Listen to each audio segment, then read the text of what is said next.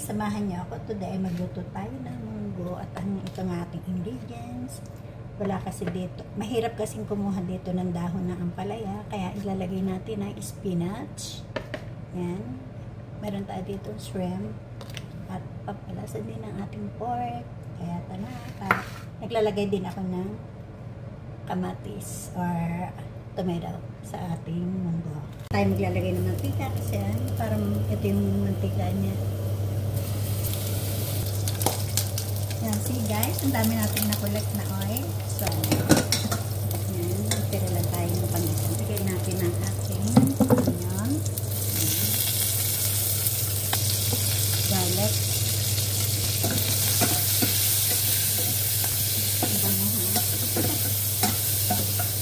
ganyan ang gusto kong brown ng pork. Lagyan natin ang ating tomato.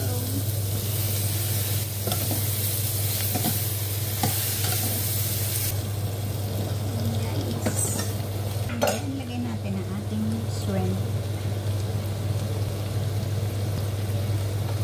Actually, dapat pinatanggal yung skin. Pero malasa din yan. Ako na nakakain. Pero kailangan naman dyan.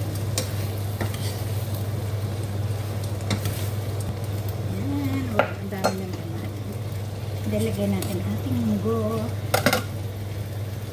Ang dami. Kasi ito na yung pinaka-ralis ko.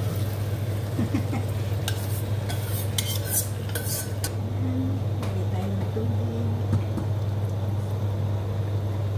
Yep. Guys, lagay natin ay pork. Kasi pork yung ating ginamit. Pampalasa.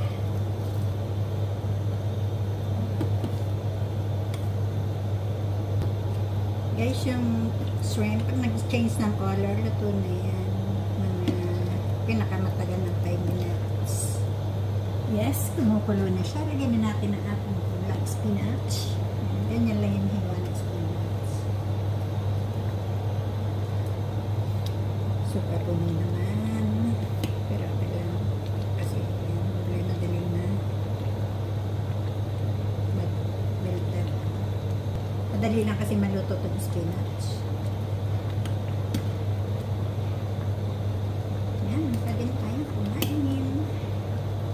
Hindi tayo naglagyan na asin dito.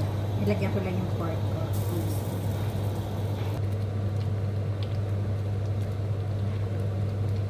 Yummy, yummy, yummy! Wow! Wow, guys! Turn off and then tayo guys. Yan. Turn off tayo.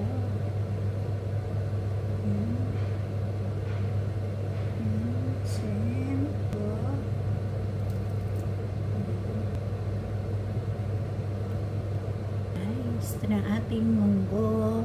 Yan, kain na tayo guys.